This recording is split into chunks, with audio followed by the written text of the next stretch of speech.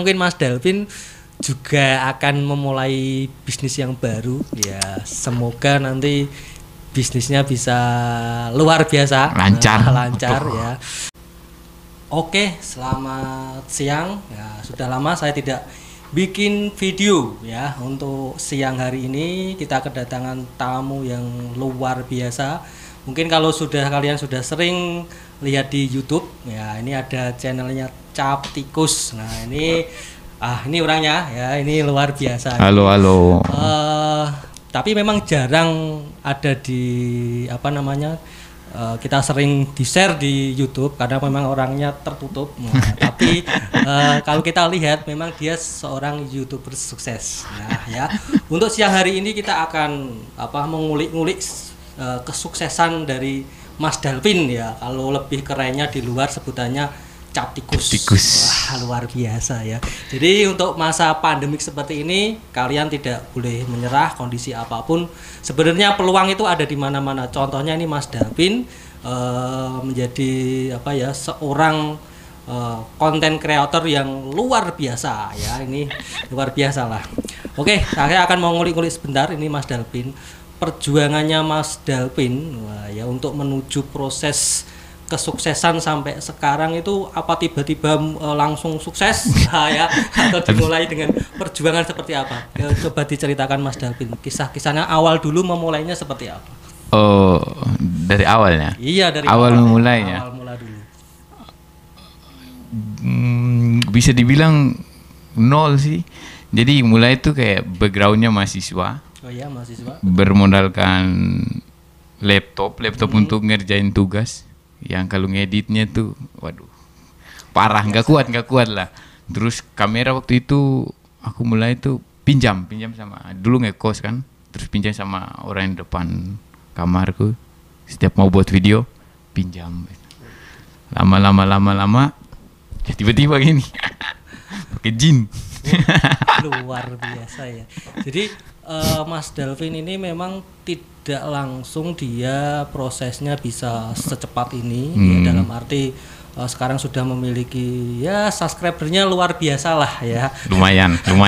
Kayaknya lebih dari 1 juta ya, perlu dilakukan lagi. Jadi memang dimulai dari hal yang terkecil dalam arti menggunakan laptop yang biasa ya Mas Delvin ya. Jadi tidak mewah-mewah amat. Jadi kalian kalau misalkan pengen menjadi konten kreator ya tidak boleh berputus asa, dalam arti memang menggunakan alat yang seadanya aja. Yang penting ada niat, ada usaha, pasti ada jalan ya. Ada jalan. Nah, kira-kira Mas Delvin untuk ngeditnya seperti apa ya? Mungkin kan zaman itu mungkin belum ada yang jadi tukang edit ya, karena mungkin baru awal memulainya ya. Ngedit sendiri. Jadi banyak yang kirain aku tuh backgroundnya tuh kuliah di multimedia begitu, soal ngedit atau kursus. Sebenarnya itu semua belajar di YouTube. Jadi dari awal mulai kenal. Kalau aku kan ngedit pakai Premiere Pro, After Effects bisa dikit.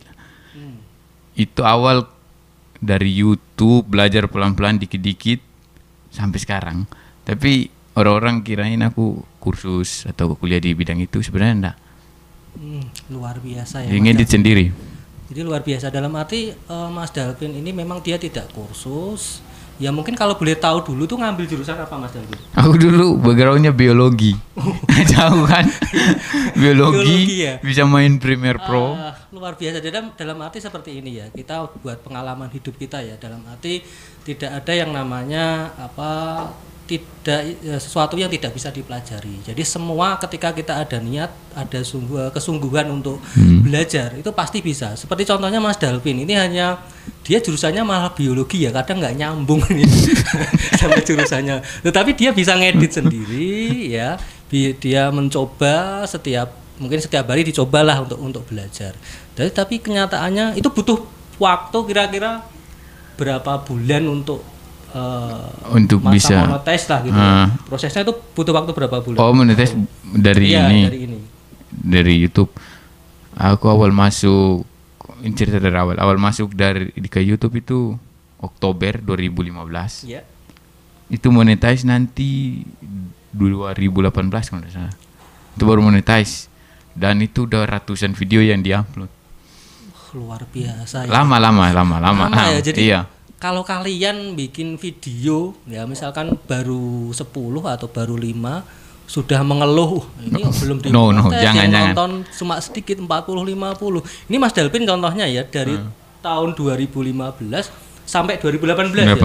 Luar biasa ya, tapi dia tidak mau menyerah dan nanti tetap bikin konten ya terus ya.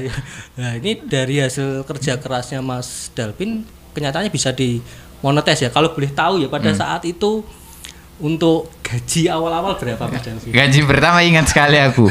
Itu 1.420.000. 1.420.000 itu batas untuk gajian. Kalau dulu masih 1.300.000 kan dolar waktu itu 13.000 kalau nggak salah. 1.400.000 waduh itu terima tuh kayak astaga ini selama 3 tahun ini ya ini begitu. Dan itu memboosting kerja untuk bulan selanjutnya begitu.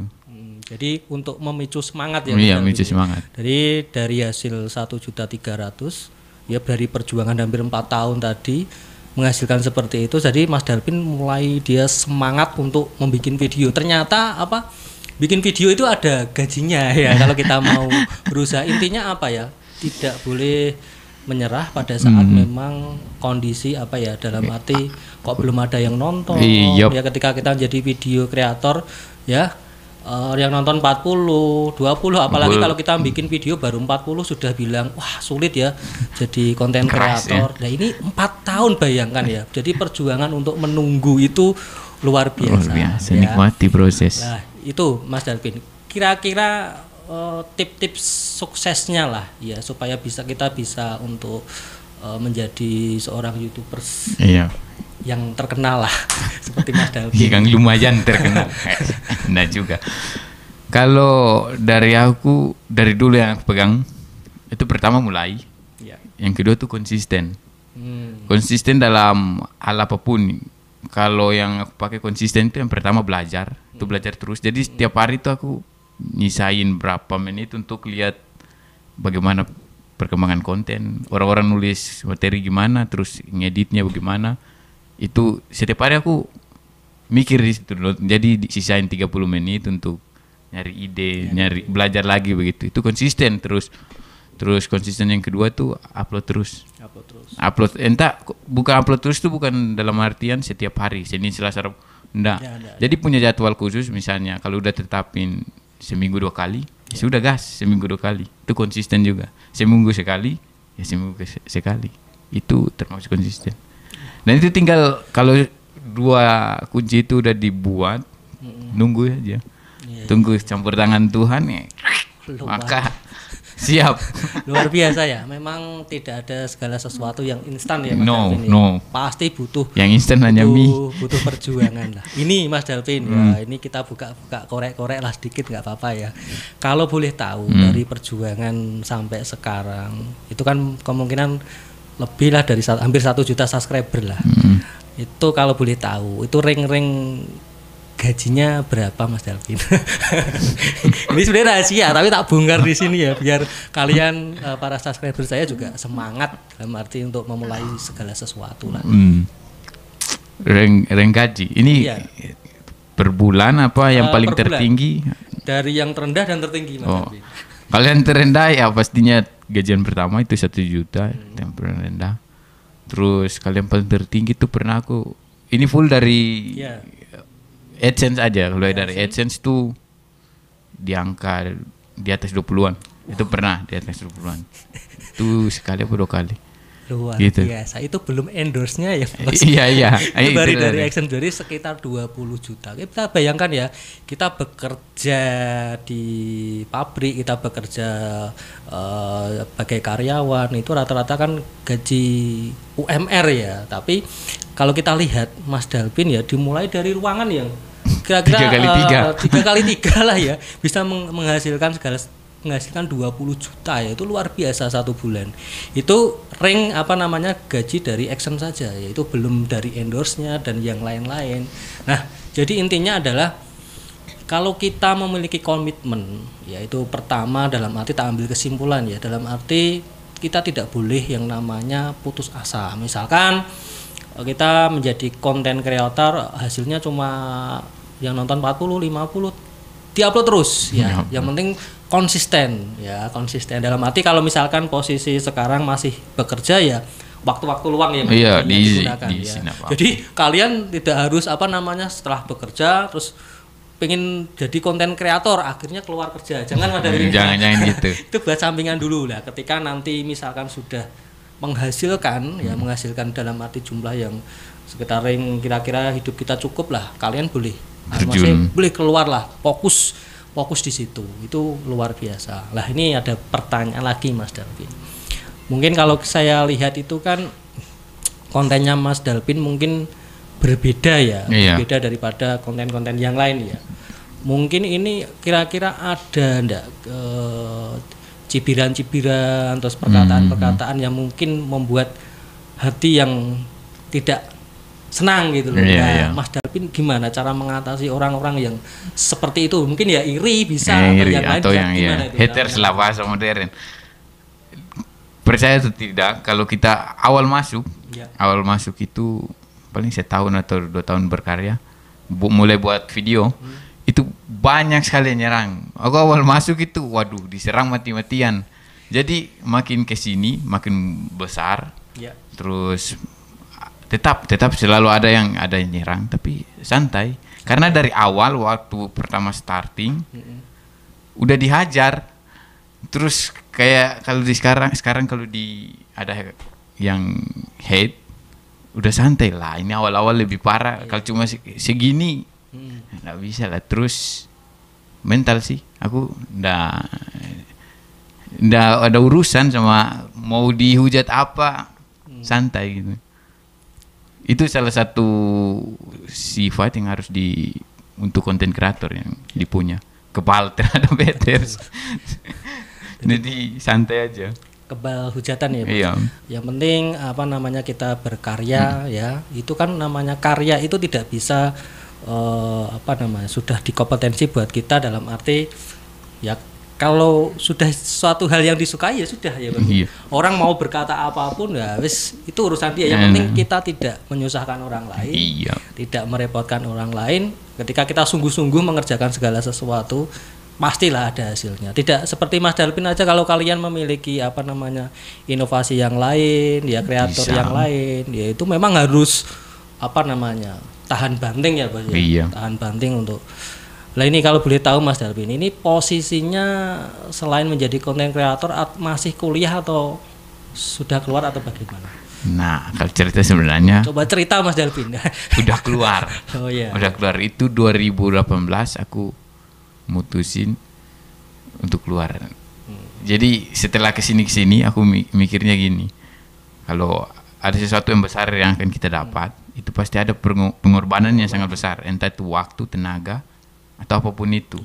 Mungkin kalau orang kerja di kantor, dia relain kantor, bisa itu. Jadi itu kayaknya itu pengorbanan terbesar itu. Luar biasa ya. Jadi Mas Dalvin ini mengorbankan kuliahnya ya, dia tidak kuliah lagi karena memang fokus sebagai konten kreator. Jadi kita kan intinya seperti ini ya, kita mau kuliah, setelah kuliah kan nanti juga cari kerja ya. Untuk cari kerja, untuk mendapatkan gaji sekitar 15-20 juta susah bro, jabatan kita itu paling tidak ada tinggi ya, udah manajer atau yang lain. Ini sudah termasuk luar biasa. Jadi untuk mencari pekerjaan itu tidak hanya kuliah saja, tetapi bisa kita ambil yang kita bisa ya, disesuaikan kreator kita. Lah oke, ini Mas Dalvin, ini saya mau tanya lagi, kira-kira selama melakukan sebagai konten kreator, peristiwa yang mungkin kan nggak senang terus ya, peristiwa yang mungkin paling terpuruk dalam kisahnya Mas Dalvin, maksudnya posisi titik terendah. Nah, itu seperti apa Mas Dalvin ya, biar subscriber saya juga tahu gitu, dalam arti ketika posisi kita di bawah, titik terendah itu seperti apa? Mungkin bisa diceritakan Mas Dalvin. Kalau titik terendah, aku dulu kan kuliah hancur, nilai buruk gini-gini. Terus main ke YouTube. Sementara itu jalan YouTube kan, main YouTube. Wah, kok udah naik-naik. Oh itu parah. terus harus ngatur kan uang kiriman misalnya buat makan, harus disimpan, diselipin untuk bayar internet, buat ini YouTube, makan dan lain-lain. Wah, ada satu momen di mana tuh akhir bulan seminggu terakhir itu udah ndak pegang uang sama sekali, untuk anak rantau ndak pegang uang sama sekali. Itu makan sih, makan cuma nasi gitu dengan kerupuk. Beruntung ada teman-teman di sini, terus ada saudara ya masih bisa ini. Itu sih yang paling terendah. Pas nggak ada uang, terus masih tetap fight begitu buat video. Luar biasa. Jadi tidak ada segala sesuatu itu yang bisa diraih dengan mudah lah intinya ya. Jadi konsekuensinya Mas Dalvin itu sampai dia antara bikin video sama kuliah. Jadi kuliahnya yang dikorbankan. Nah, sementara ini memang jadi gimana nih, karena tidak ada pemasukan, kiriman dari orang tua itu mungkin stres. itu kayak mikirin utang negara. Kepala jalan itu jalan, misalnya jalan mau ke kampus kan, kadang-kadang di jalan tuh pikiran ngapain ini, ngapain bisa makan, ngapain bisa bikin konten cari uang apa gimana. Itu kadang-kadang misalnya mau ke belakang kampus, di jalan sampai terus gitu, nggak tahu aku lewat yo balik lagi, jadi pikiran tuh udah nggak di badan gitu. Jalan-jalan itu aduh, momen yang luar biasa ya. Saking stresnya Mas Dalvin. Stres. Oke. Jadi orang, ya saya lihat ya, ini orang-orang yang memang sukses dalam segala satu bidang itu pasti ada yang mengalami titik terendah ya. Pada saat itu saya juga ngalami pernah ya, dalam arti buka bakso ada sekitar cabang ada 7. Nah, kita kan nggak tahu ya posisi Indonesia seperti apa. Ternyata terkena pandemik. Ya enak bos, pada saat itu penghasilan saya paling tidak bakso 7 itu bersih itu satu hari itu 5 sampai 6 juta. Terus habis itu kena dampak corona, terjunnya itu hampir 60-70%. Jadi setiap hari itu hanya untuk gaji karyawan itu tombok bos. Sampai saya jual rumah. Itu titik terendah saya. Dalam arti tidur ya di kos, pindah-pindah kemana-mana. Nah jadi memang kalau kita tidak menyerah itu pasti ada jalan. Pasti ada. Jadi kalau orang mau naik kelas itu ujiannya lebih berat ya bos ya. Kalau semakin ke atas. Iya betul. Kalau ujiannya kota cuma cetek-cetek aja misalkan cuma rugi seberapa sudah, nanti kembali lagi itu udah ada biasa. Kalau saya rugi itu setiap hari tombok untuk karyawan ya 25 juta, 40 juta itu, padahal penghasilan nggak sampai segitu ya, karena ya mau tidak mau yang jual rumah segala sesuatu dijual untuk itu semuanya. Itu udah biasa bro ya. Jadi kalau kita mau menjadi pelaut yang tangguh ya harus menghadapi ombak yang terjal yang kencang juga. Sudah kencang. Kalau ombaknya biasa ya nanti naiknya juga biasa. Oke Mas Dalvin ini sudah luar biasa. Kalau boleh tahu Mas Dalvin ini asalnya dari mana? Apakah asli Salatiga atau dari mana? Merantau atau bagaimana? Aku merantau dari Indonesia Timur, dari Maluku, Halmahera lebih khususnya ke sini 2012 sampai Salatiga. Luar biasa. Sampai sekarang.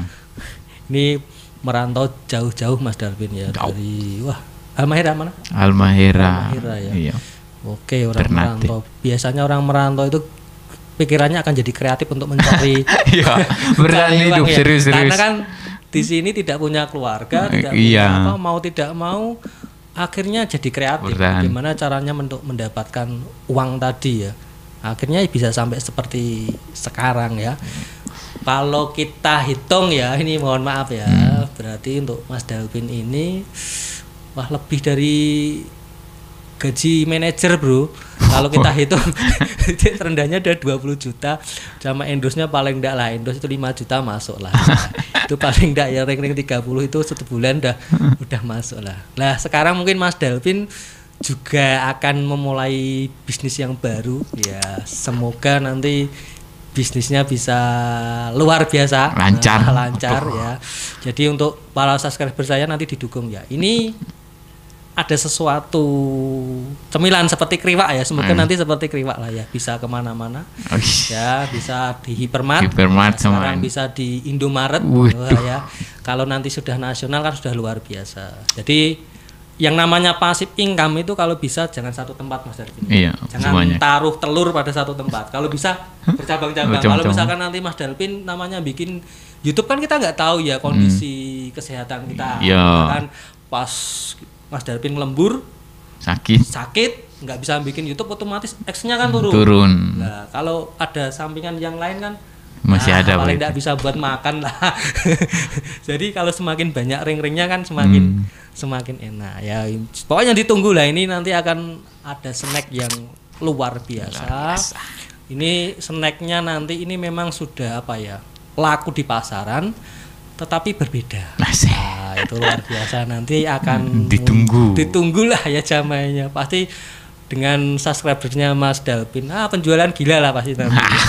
Mudah-mudahan ya. Tapi aku tuh udah siap-siap, karena ingat main YouTube itu awalnya kan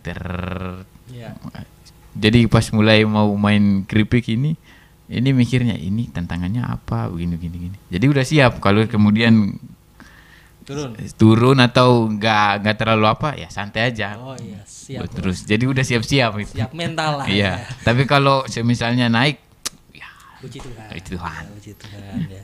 Yang penting namanya manusia itu berusaha ya, Bos. Iya, berusaha. Tidak boleh gampang menyerah. Apalagi posisi sekarang, untuk posisi pandemik sekarang itu kalau saya lihat pergerakan ekonomi sungguh luar biasa, banyak usaha-usaha yang mengalami gulung tikar. Iya. Apalagi banyak PHK, makanya ini salah satu bidang usaha yang selain real gitu loh. Dalam arti ketika kalian kena pandemik seperti ini, apa salahnya ya kalau kita mengembangkan YouTube. Nah, kalau YouTube kan tidak terkena pandemik ya, Bos ya. Malah naik waktu pandemi, naik orang kan di rumah nonton semua. Betul gitu. Itu peluang ya. Iya, peluang. Saat orang di rumah itu malah peluang. Mas Dalvin ya, banyak yang nonton. Banyak serius yang YouTube. Waktu pandemi awal tahun lalu itu, AdSense langsung naik. Jadi tidak ada alasan pandemik menyerah ya, Bos. Iya. Berarti masih ada peluang lah. Misalnya Mas Dalvin ini bagus ya. Dia main nanti keripik pada saat ekonomi membaik, pasti keripiknya melejit. Nah, pasti kalau saat pandemik turun, nah ini YouTube-nya ada hasilnya juga. Jadi subsidi silang, Bos. Luar biasa trik bisnisnya ini ya. Nanti saksikan lah ya. Ini luar biasa keripiknya Mas Dalvin ya, untuk yang mau menjadi reseller ya, tiap-tiap kota silahkan. Ya. Ini harganya miring ya, dan pasti diterima pasar ya, karena produknya ini sudah umum, tetapi sekali lagi memiliki perbedaan daripada keripik-keripik yang lain. Nah, ini luar biasa, tapi ini masih rahasia ya, karena masih kita memikirkan konsepnya ya. Mungkin 1 mingguan lah ya, kita akan boom sekali lagi. Nanti kita gencarkan online, dan nanti kemungkinan juga saya akan masukkan di Hypermart. Ditunggu, jadi kota-kota Anda yang ada Hypermartnya pasti nanti ada produknya Mas Dalvin. Wah, ini luar biasa ya. Semoga sukses Mas Dalvin. Siap. Oke, mungkin itu saja Mas Dalvin untuk wawancara siang hari ini. Kira-kira yang terakhir, pesan dan kesan misalkan ya, selama ini banyak anak-anak muda yang banyak sekali yang pengen menjadi YouTubers sukses, tapi memiliki yang namanya kendala, biasanya alat dan misalkan modal dan yang lain-lain. Coba Mas Dalvin untuk mengasih tips ya, untuk trik supaya anak-anak muda ini bisa berhasil menjadi YouTubers lah ya, konten kreator sesuai apa yang dia diminati. Rata-rata saya lihat itu banyak yang mengeluh ketika satu peralatan. Alat. Yang kedua tidak ada yang menonton.